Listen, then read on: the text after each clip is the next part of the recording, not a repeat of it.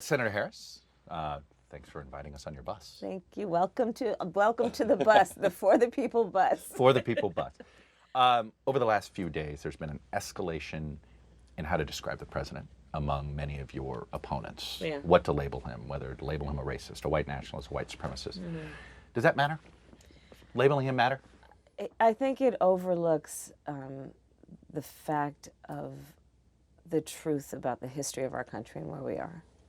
Which is, we have to speak truth. Racism is real in this country. It was before he was elected, it will be after. Anti-Semitism, homophobia, transphobia, Islamophobia, these issues are real in our country, and we have to speak truth about it. And certainly, we must point out and never condone anyone who uses their power in a way that fans it. But the reality is that these are forms of hate that are not new to our country, which have in the history of our country taken lethal proportion and still today take on lethal proportion. And so I believe that the conversation has to be about how we are going to speak truth about the history and then address it. And, when I look at what's happening now, Chuck, just most recently, with the announcement of the raids from months ago, much less what happened in El Paso, to the most recent raids where hundreds of people were picked up. Many were released because they probably shouldn't have been picked up in the first place. People are afraid in our country. Do you think Hispanics feel targeted right now? I do. That between El Paso and this ICE raid that took place in Mississippi? And this president's rhetoric, which has been... Can he say anything at this point to reassure Hispanic Americans? I don't think it would be authentic if he did. And I think people are smart enough to know that. There's an old saying, judge me by my actions, not my words. And his actions have been to divide, to vilify, to do what is contrary to who we are as Americans, which is to say it's us versus them, as opposed to a president who uses the power of that microphone in a way that is about unifying and lifting up as opposed to beating down. That's what this president does. He beats people down, and I will tell you that's the sign of a coward. How do you strike that balance of hitting him, but still trying to win over some of his supporters? Ultimately, I know in a general election you do want to win over some of his supporters. Why do you think they picked him the first time? I want to earn every American's vote. Why do you think they picked him the first time? You used a phrase before the 2016 campaign, but it was in October. You're saying, we're going to look at ourselves in the mirror. Yes, well, that's right. We and did. Ask a question. And what happened? I said then and I say today. But what question did we answer in 2016? This is an inflection moment in the history of our country. This is a moment in time where each of us must look in a mirror, and collectively we must look in a mirror and ask this question, who are we? And I think part of the answer to that question is we are better than this. But what did we say in 2016 when we did this? But here's the thing. There were people who voted for him for a variety of reasons. And a lot of it had to do with the promises he made, which he has not delivered on because they were false promises. And he betrayed a lot of people. He came in saying he was going to help working families. Everyone from farmers to auto workers. We're here in Iowa. There are farmers, a lot of farmers, who are looking at bankruptcy because of his so-called trade policy that was trade policy by tweet motivated by a fragile ego, that was unilateral action, that has resulted in farmers in Iowa looking at bankruptcy because they've got soybeans rotting in bins. Why? Because they cultivated a market over at least the last 10 years in China, and that's been cut off for them. Auto workers. Hundreds of thousands, we're told, are looking at the potential of no job by the end of the year. He betrayed people, and the American people are smarter than to go for all of the flash that he tweets all the time and look at the fact that not only on trade policy, but this tax bill that benefits the top 1% and the biggest corporations of America, that this guy, he betrayed them. And I know that the American people are smarter than to go for the okie doke. You brought up the raids in Mississippi. Believe it or not, law enforcement told us that they had to be intentionally vague about the companies that were, quote, raided. Explain to me, you were a prosecutor. Yeah. Why were the workers targeted and not the companies? Why do the 5 companies get to stay? Why do they have a privacy protection here? Is there something in the law that I'm missing? No, and I don't know why they did what they did. I don't know why they decided to do it right after El Paso when But a whole community who of committed people the wrong have here? felt The companies, correct? If they hired people that weren't citizens, they're the ones in the wrong, not the people. Yes, right. I mean, Okay. yes, of course. Of course, the employers have to be responsible, and they have to do whatever is required by law. But there's another point here, Chuck, which is that this administration has directed DHS to conduct these raids as part of what I believe is this administration's campaign of terror, which is to make whole populations of people afraid to go to work. Children are afraid to go to school for fear that when they come home, their parents won't be there. Parents are afraid to send their children to the pediatrician for fear that that will be contact with others. We have the census coming up, okay? The 2020 census is coming up.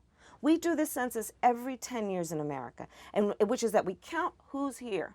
So, and we make decisions about everything from electoral lines to where we're going to put resources. So we have a lot of blended families in America, which is households of multi-generational households, including people who are documented and undocumented. When that census taker comes knocking at that door, they're not going to answer the door. And I know this administration knows that. You think that's what this is really about? No, I think that's part of it. I yeah. think that's part of it as a consequence, without any question. And so we should understand, and the American people should understand, this is bigger and broader than just these families that are being targeted and attacked, whether it be by a child separation policy that is immoral, whether it be about putting babies in cages and for-profit prisons and detention centers, which should be shut down, or whether it be about the census, which we will all live with for at least the next decade and the next generation. And I have to finish this point. We conduct a census as part of an extension of who we are as a democracy. We say every person matters. We count.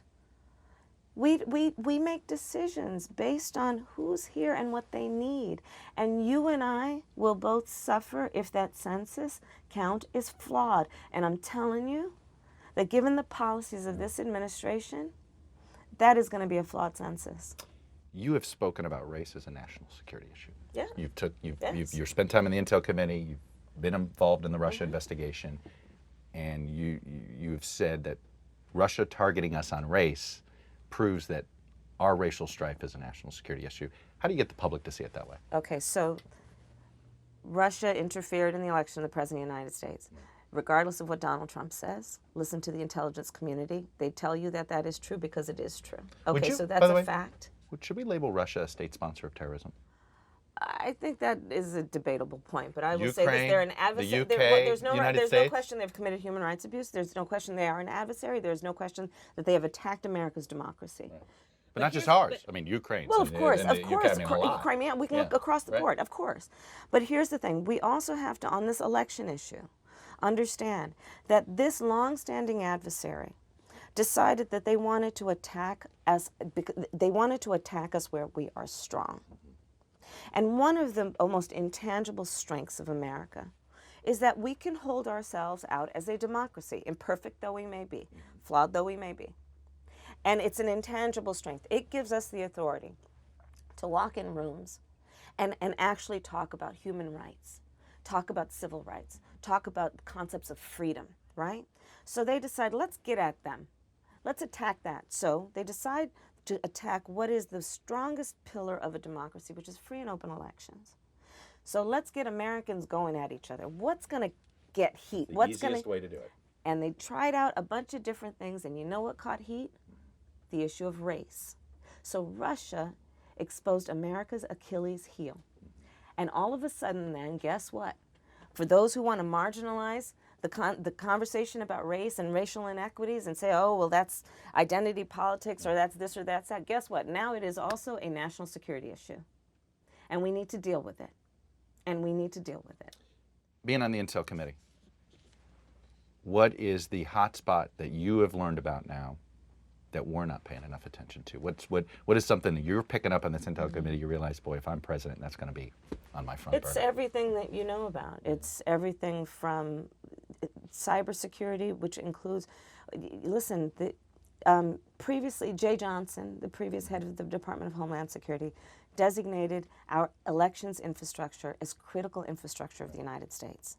as critical as our electrical grids, as critical as our financial, right? And it has been attacked. So that's one of the greatest threats to us. But cybersecurity, broadly speaking, I've been working on this since I was Attorney General of California, where I led the second largest Department of Justice in the United States.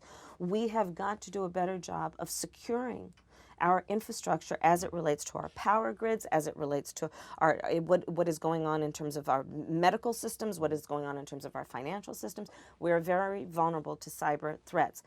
Should we be on the offense on cyber?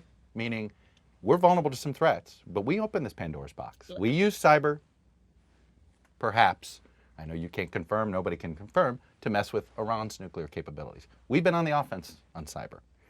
Did we open a Pandora's box? Are you going to keep us on offense on cyber as well? I do believe we need a cyber doctrine. Okay. I do believe that we need to have an understanding and agreement about what kinds of actions that target our country will require a response, of what order. I do believe that. The Russian response, whatever response we've done, has not been a deterrent to them yet. What do you think would? I think that we have to bring the intelligence community together with the United States Congress, with the White House, and first of all, do what this White House has failed to do, which is acknowledge the seriousness of the issue, and then make some decisions about what our response will be. It's possible that sanctions alone haven't done it, and that's pretty clear, right? We have a whole, for lack of a better term, arsenal, right? And sanctions is one of them, right? In terms of the carrots and sticks that we have, and we should have a very focused conversation about what will be most effective in which scenario. And that's why I say we should have a cyber doctrine. Let's talk about healthcare. Okay. There is some confusion about where you are in healthcare, whether it's, a lot of it has to do with the sloganeering, right? You have Medicare for all over here, you have enhanced Obamacare over there. But let me ask you this. You want to do a new system at over a 10-year period. Yes. There's a lot of people who said, we're in the middle of still trying to build the last system. The last system hasn't been fully implemented. Medicaid is not in all 50 states. Why do a new system before you find out if this one won't work? So let me start by saying I was very proud as Attorney General of California to be among the leaders who defended the Affordable Care Act. Okay. What President Obama accomplished was historic. Many presidents before him attempted to reform America's healthcare system and failed. He accomplished it with the Affordable Care Act. He has also said, he has used a term, starter house, that it was a good beginning. Okay.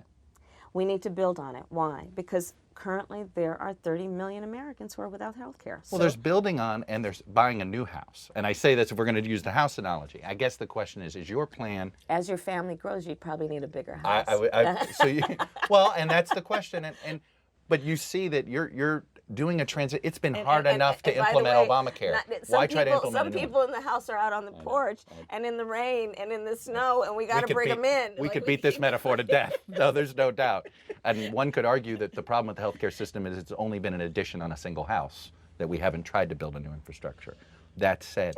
And we could say that we live in earthquake territory. Okay. We are going off the rails here, Senator. The house is kind of shaky in some places. So here's the point. Here's the point. 30 million Americans without health care right now. We got to get them covered. Expanding Medicaid would take care of half of them, wouldn't it? But Medicare for all means that everyone is covered. Half of 30 million is still 15 million. That's still 15 million too many people without coverage. And but how do we know this won't? I guess my question is, there's been a theory that if you expanded Medicaid, that eventually it will get everybody on. And eventually the system is going to get everybody covered. Why not see if that's going to work first before scrapping the system again and having This is about expanding Medicare, which works, expanding also the coverage so that it includes dental, it includes vision, it includes hearing aids, the hearing aids are so expensive for our seniors. It is about expanding. My plan is also about saying, hey, for people who want a private plan as opposed to the public plan, you get that option. Because I've been traveling our country. What does that mean? If they like their plan right now, but go to this issue of the debate. In your plan, employers are no longer going to be the place you get insurance, correct? That's right. And you know why? But here's why. Why should you have to stay at a job you don't like because your employer is sponsoring health care. Isn't that the Obamacare exchange? No, Wasn't that part of the idea of the exchange? The point is, you know, Chuck, there was a time where people would come out of high school or college, they'd go and work at one place until they retired. That is no longer the case in America. With certain, you know, with people who are in their 20s and 30s, they're moving jobs every 2 years. And people should not have to feel that they can't leave a job because they'll lose their health care. Under my plan, private insurers can submit, they have to be certified by my plan. They have to get, we're not going to take any more copays and deductibles. But if they conform and play by our rules, then a private plan will be available to you wherever you work, so you don't have to feel wed to that job or to keep your health insurance, which is the case for so many Americans. The other piece of this is it is about getting rid of private insurance, the way that private insurance currently works, which is those copays and deductibles. It is about requiring the private insurers to play by our rules because they have been jacking up the cost. So all private insurance becomes Medicare Advantage essentially in yours. I'm just using language that people are familiar with today, that it would be a form of Medicare Advantage over and above basic Medicare. It would be a private Medicare plan. But you would not, if you like your employer-based plan right now, that plan, you might find a similar one, but you're not gonna be able to keep that one. But if it's your employer's not providing the health care for you, it's Aetna. So if Aetna wants to compete and come up with the best plan, they'll get certified, and you can go to Aetna if they're the best one, right? So it is addressing something. You know, part of what I believe is the problem with where we are now as a country is we have not, by policy, truly adapted to the way people really live. And we have to do that. So one, my healthcare policy is about saying everyone should be covered. And frankly, any Democrat who's running in 2019 who doesn't have a policy to cover everyone has got to go back to the kitchen and figure out what they're really doing, right? But the other piece of it is that we have to adapt to the American workforce right now. People are not coming out of high school and working in the same place forever. Right now, over the next 15 years, it is expected that as many as 40% of the jobs that currently exist will no longer exist. As people are making those transitions, I don't want that they're going to lose their health care because it is stuck to their employer. So I'm detaching it from the employer. Speaking of adapting, Yeah. Republicans may still control the Senate if you're president of the United States. How you get that health care plan through? I mean, or do you have to say, okay, we'll keep Obamacare and expand that? I mean, is that, do you retain that flexibility in your mind? Or? Here's the thing, Chuck. I arrived in the United States Senate in January of 2017, and there was a full-on attack that had been building for years to get rid of the Affordable Care Act. And there was an attempt, sometimes successful, to make it a partisan issue. Democrats want the Affordable Care Act, Republicans want to get rid of it. And then the Republicans named it Obamacare, thinking that would create some controversy. And then when I joined the United States Senate and I watched these debates and I fought against any attempt to get rid of it. Why? Because pre-existing conditions should not be the barrier to getting access to health care. Because our kids should be able to be on our plan until they turn 27, right? But here's what I witnessed, to your point. I witnessed town halls around the country in so-called red states and so-called red districts where people showed up at those town halls and said to their elected representative, do not take away my health care. And I will never forget, I was on the Senate floor at that early morning hour when the late, great John McCain, a Republican, said, no, you don't. This cannot be a partisan issue. The health and well-being of the American people should not be a partisan issue, because those folks, by the way, when anyone is sitting in the emergency room with their child, could care less about the party with which they're registered to vote. I totally get that. I'm just talking about the reality of what you can get through. But I think do you really think you can get a new health care plan through? You just described how difficult it was to keep Obamacare. Listen, one of the big reasons you've been wanting to be a realist here. I am, telling people too many plans. So like overpromise. In addition to the moral aspect of this, which is I do strongly believe health care should be a right and not just a privilege of those who can afford it, okay? There is also the issue of cost. It is right now costing us $3 trillion. And in over the next 10 years, it's going to cost $6 trillion. We cannot afford to do nothing. We literally cannot afford to do nothing. On top of this tax break that he gave the top 1% and the biggest corporations, where there's going to be a $1.5 trillion addition to our deficit, we cannot afford to do nothing. So on this issue, not only is it morally right, not only are there 30 million people who don't have coverage, it is also extremely expensive, because you know what? Let me just tell you something. We've currently got Medicare for all. You know where that's taking place? In the emergency room. And it's really expensive. So even if you don't care about the moral issue, even if you don't care about a parent who's sitting at the emergency room afraid that if they get treatment, they're going to have to pay a $5,000 deductible, if you care about your pocketbook and your wallet, this is an issue that you're going to care about. Senator Harris, I'm getting the rap sign. I'll leave Oh, it there. no! Oh, don't give me the oh now. You got a lot of stuff. Yeah, I'm really excited Not a about bad way it. I to- love not a bad Iowa. way to end. Yeah, All right. Thank you. I Good friend. appreciate you. Good Thank to you, see you. Chuck.